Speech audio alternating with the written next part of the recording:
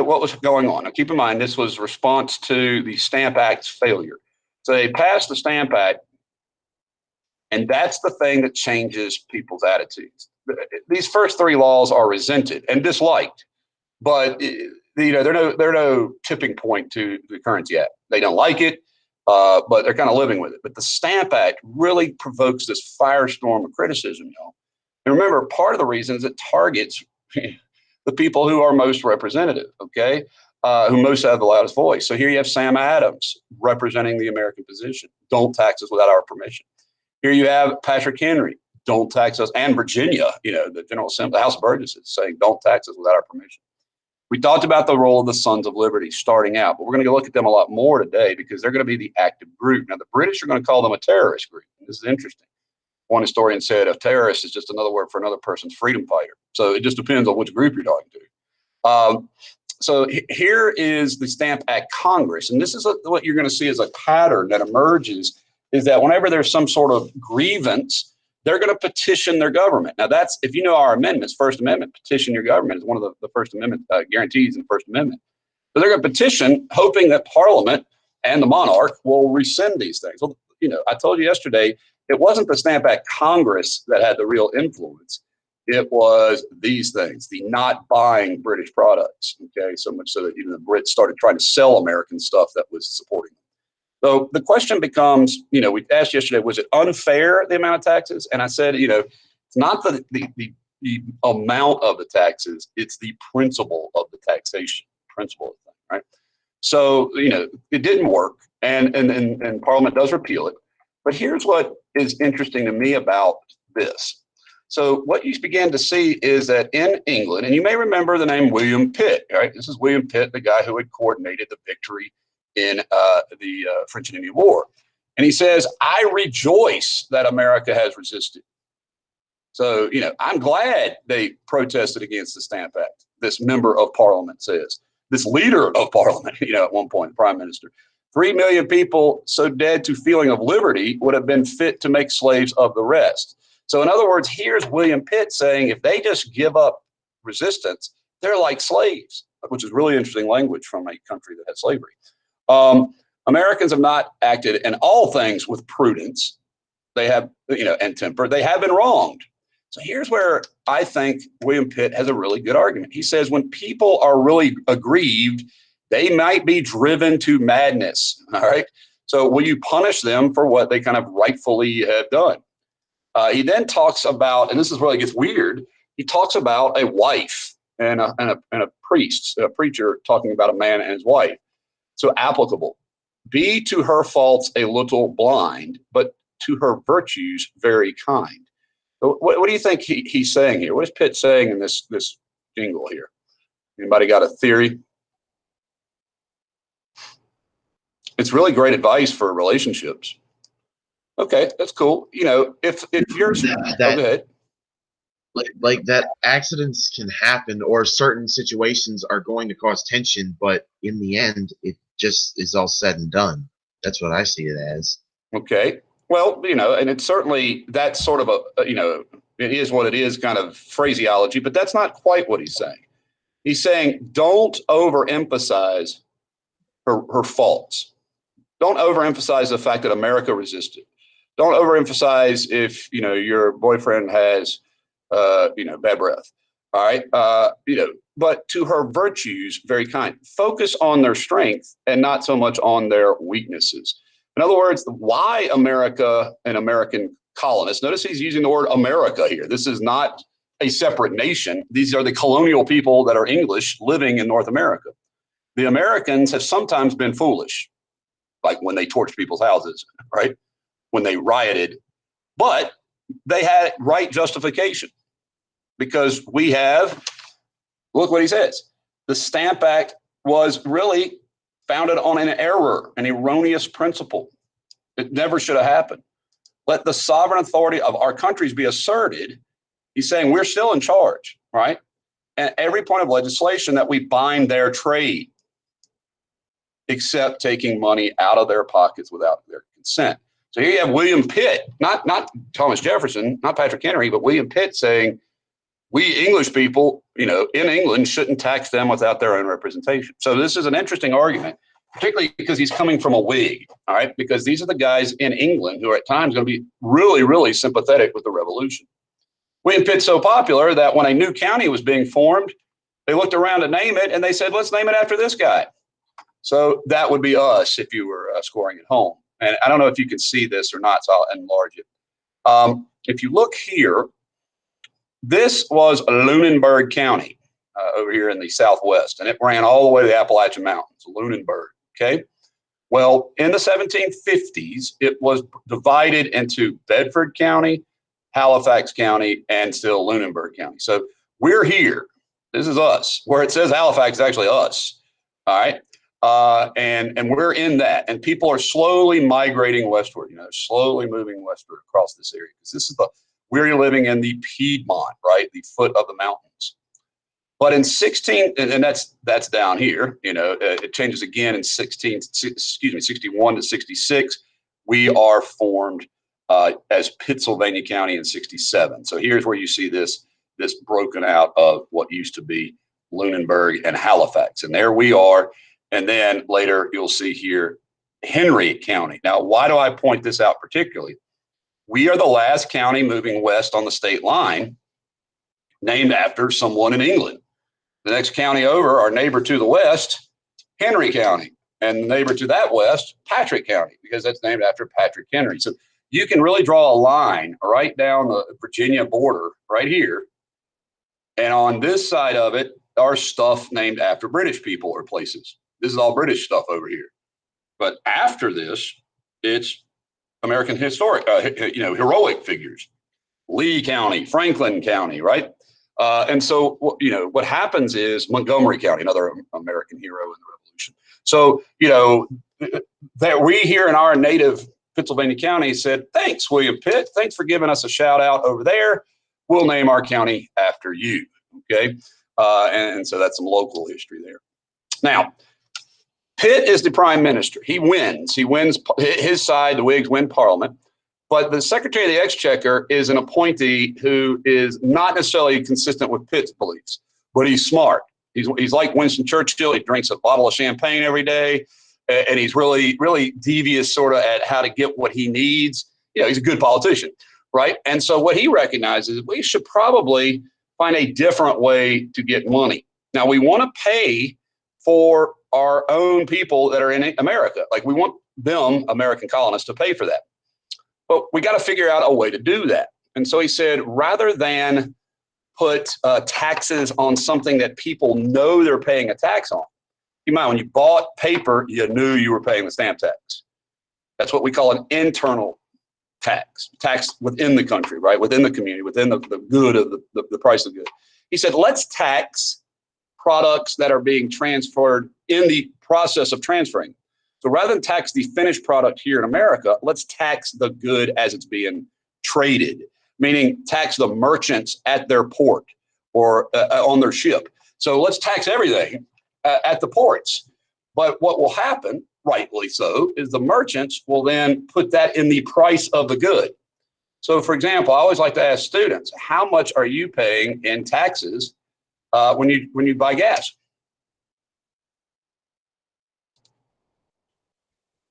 Anybody know? 5-10%. I mean, when you go buy gas, does it say $1.99 and then you have to put in an extra 8 cents? Wait a minute, is it based off that? Excise tax. Say it again, Nicholas. I heard you, and I'm reading here. It's built into the price because it's an excise tax. It's an excise tax. Oh, that's interesting. What does that mean?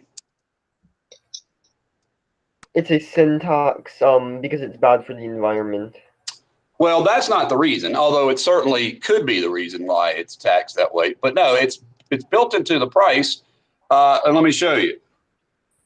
Tax on gasoline in Virginia.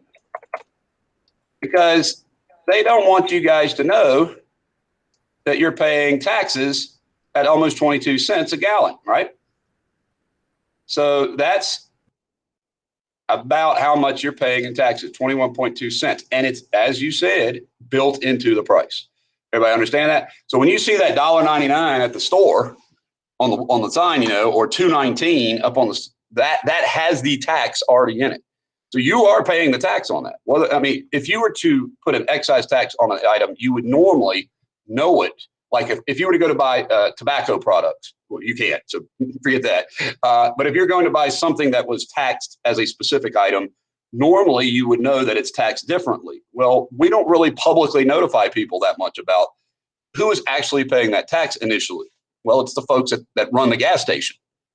You understand? But the gas station people don't want to absorb that cost and just have to take a loss. They're going to put the tax into the price of the good. Well, that's smart, because most of you guys, why would the gas people not want you to know? I don't know. That's a fair question. I guess the real principle behind it is that for us as consumers, we aren't used to directly, knowing what the people who provide us with the resources are paying in general. Like, we don't know what property taxes they're paying and stuff like that. And so this is sort of common knowledge. Like, I mean, they don't hide it from us, they do tell us, like, in a sense, because it's posted like really small somewhere. But it just becomes so normal, we forget about it because we use gas so much.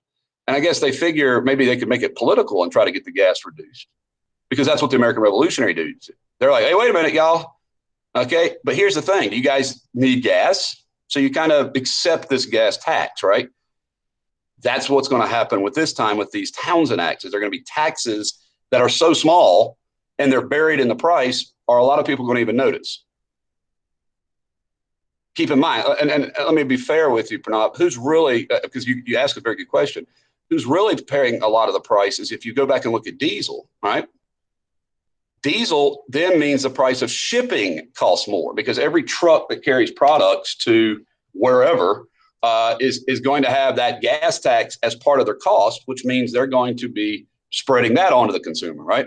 So I guess they figure, I guess salesmen, merchants figure they pay so many different types of taxes and stuff. One over the other is not going to matter that much. I don't know. You'd have to ask. Maybe you should ask. That's a really good question. It's like, hey, let's find out why you can't. Why don't you tell us how much gas is more? The tax on it. But Well, I don't have. From what I heard is that a lot of gas stations, they don't usually make but 4 or 5 cents to the gallon. No, they don't. You're absolutely right. Like, and that's a really good point. Is their profit margin is so narrow on gas. The goal is for you to come into the store and spend the money. But Rob raises a good point, because what happens is when you put these on these officials, right? Am I sharing the PowerPoint now? When you put this on these merchants, men like, for example, John Hancock, all right, one of the top 3 richest people in America, it means you have to enforce it more. And so what happens with the enforcement is they include more and more. Do you guys know what the word customs is? Customs is like taxes on trade stuff. So like if you go to, another word for that, another synonym for it is duty, D-U-T-Y. So if you go to an airport into the international terminal, they have what are called duty-free shops, which are tax-free, right? So increase duty officials, increase tax officials, increase customs officials on all of these variety of paper, paint, lead, glass, and tea. Now, part of the thing is the economy has improved. So the tax is so fairly light that, most people don't just get all up in arms over this. But it does fall heavier on merchants, okay? So what you're going to see is, for the first time, we're going to have this figure move onto the stage. His name is John Dickinson. And he's the guy who writes one of the more famous first documents saying it's still the principle. We're still being taxed without our consent. So he's protesting in Pennsylvania. Obviously Virginia is still not happy about this, but the ordinary people are now called to do this thing again. Remember, non-importation, like don't buy these products. But if you look at what those products are, they're pretty useful stuff, glass, lead, tea, paper, tea, lots of that. And so you start to see a new group join with the Sons of Liberty, and their action is quite notable, particularly for future reference, because they say, what's one of the biggest products we buy from Britain? Clothing. So we're going to start making our own clothing. And so here in America, our protests are routinely going to be economic initially. And I find that to be very effective throughout all of history. So nonetheless, you also see what other term here, of course, is rioting, targeting the customs houses, the customs, tax collectors, particularly in the most busy port in America, which is Boston. John Hancock's ship, the Liberty, ironically there, is seized. He's accused of a smuggler and he goes into hiding somewhat. And 4,000 more troops are sent over to Boston. So it kind of reminds me, this summer I was watching film clips on the events in Wisconsin and Oregon. And, there are a lot of angry people who feel like their rights are being violated and their violence is erupted because of that. Unfortunately. And so when the government sends in troops, that's not particularly unusual to deal with any kind of breakdown as they see it in law and order. Okay. So for the first time, the people who participate in the non-importation movement are called patriots. Okay. So these are the New England Patriots, but they're also Virginia Patriots. Now, this is sort of funny to me because if you think about what they are doing as patriots, is rebelling against their government, which sounds sort of the opposite of patriotic. Like these are folks who are saying we disagree with what our government is. But I would tell you, protesting your government is a very patriotic act if your government is denying your liberty, because your government, is something you should have some input into, some control over as a social contract people. And so these are the patriot founders, they're sometimes called. All right. And here's where I think it takes one of its most sort of really tragic turns, because what happens is they start seizing merchant ships that bring goods to force the tea, so to speak, or the other products on the American people. Now, they say force, the merchants would say sell. So in other words, if you are a supporter of of the British government, then you very well may be tortured by the Sons of Liberty. And that's a terrorist act, I hate to admit. And tarring and feathering, we're going to take a look at it in film, a very graphic film depiction here in a minute. This is not a practical joke. This is an act of torture that leads people to die. And yet, it's very, very famous as sort of what these patriots do. And so again, when Thomas Jefferson later on talks about this type of behavior, he says that the tree of liberty is watered from the blood of tyrants and patriots, and so it's natural manure. He says blood is kind of like a characteristic violence. And so, of course, one of the great things about the American Revolution, comparably, is it doesn't descend into the violent madness of the French Revolution. All right, but it does have quite a bit of citizen violence, and that's really tragic. So we'll look at some tarring and feathering in a minute. Just to say, yeah, go ahead. That part, the second picture on the top right corner. Yeah, they're pouring tea down his throat. Yeah, isn't there another form of that picture where there's actually a noose in the tree, which represents? Probably. I don't know if I cropped it, but yeah, I'm sure you're right. So, for example, you guys familiar with the word lynching? Somewhat. Lynch, like to murder someone for, in America, we associate lynching as a hate crime where you murder somebody based on their race. Well, the word lynching originates just right up the road for us in what is today the community called Lynchburg. But it's where the British or the American patriot here in Virginia, Colonel Lynch, would take British soldiers that they captured or British sympathizers and hang them up by their thumbs, over their head and break their hands or thumbs, to kind of protest, like this as an act of, for lack of a better word, terrorism. So yeah, lynching, it was a political motivated crime. Did it have does tar have well, they're in Boston, Pranav. And so tar you guys remember naval stores, the stuff that holds and it basically made ships waterproof. It like sealed cracks. And so with the tar that they used is very comparable to the tar that you see put on asphalt. Like black tar that's kind of like laid out on asphalt. So what it would do was it would be very sticky on their skin, and then they would dump like a whole bucket of feathers on them.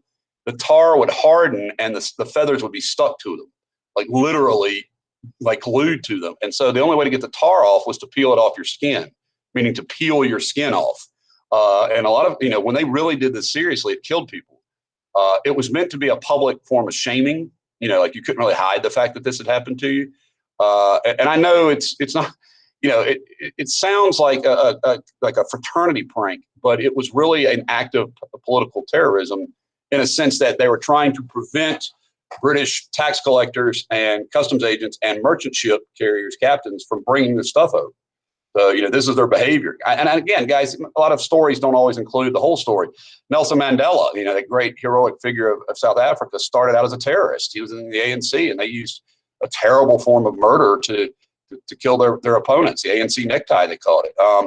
The founder of Israel was a terrorist. David Ben Gurion came from that. The Israelis blew up British people, among others. So again, I don't approve of terrorism. I don't think it's the right thing to do. But this is what happened. And you could call it whatever you want. But this is what these Sons of Liberty were doing. So when we get to these guys, they're much more sort of disciplined and not prone to doing that sort of thing. In other words, down here in Virginia, we're a little more genteel. We're not ripping people's flesh off with, well, I don't know. I just told you about Lynchburg. But nonetheless, you have here a very momentous occasion because Governor Botetourt decides that the House of Burgesses has got to go. The House of Burgesses, he believes, is too much, seditious, too much traitorous.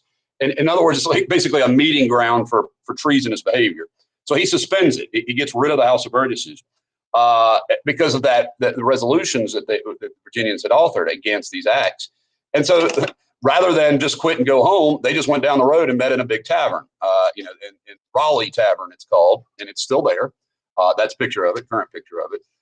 You can read, if you want to read into this, and I'll show it to you maybe later, you'll see two names at this agreement that they create, this non-importation agreement. Two of the figures there, Donaldson and Ennis, are from Pennsylvania County. So we're there. We're represented in this meeting, this extra legal meeting in Raleigh. In Williamsburg at Raleigh Tavern. The two leading figures of writers there who are now becoming friends are Thomas Jefferson and Patrick Henry. They're there writing. And they're writing, and you do need to put a sort of a star underline this term. They're going to be the very first committee of correspondence. So you need to know that term. Virginia is now wanting to know what's going on in Massachusetts.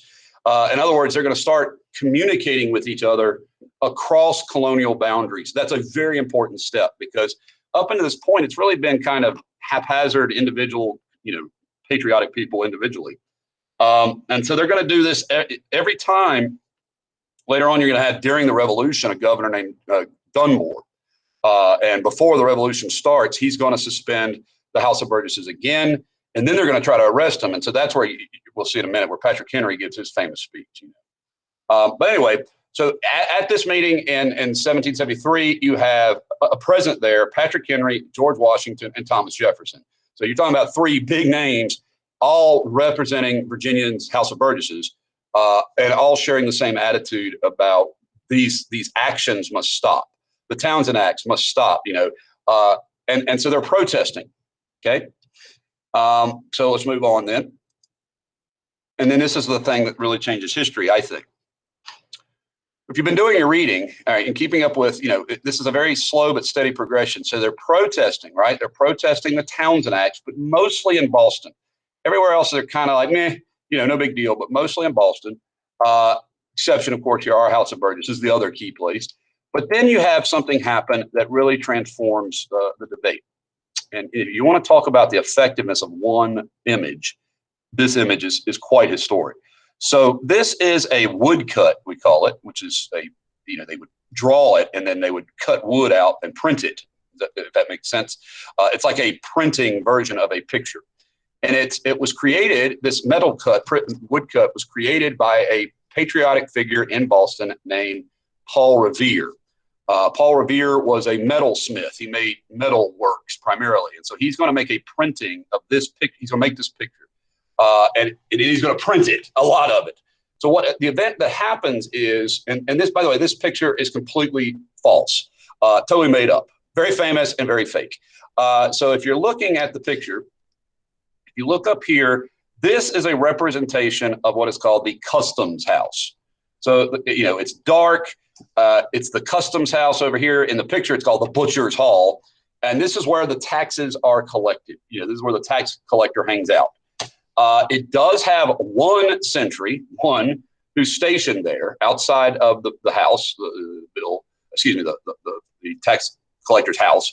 And a group of people, I'm not going to use the word mob, but that would probably be a better description of them. Mostly kids, mostly teenagers, but a lot of other people start coming because every night the kids would march around the customs house and yell at the sentry and throw snowballs at him. Okay, like this was an act of like protesting the cops, so to speak.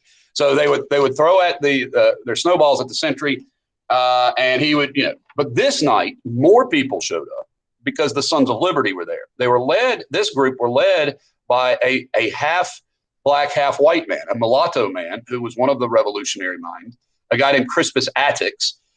Another man who was helped coordinating it is a fellow named Sam Adams. And they start throwing rocks and their clubs, and they start attacking the sentry, throwing all kinds of things that hurt him, ice, and and when that happens, the local, but keep in mind there's 4,000 troops stationed in Boston. The local unit of soldiers march to them. Now they're in the midst of this sort of mob chaos, and one of these soldiers' gun discharges. Now, we're not totally sure if it happened by accident. The theory is, based on what we now know, is that he got hit in the head by a club and he pulled the trigger.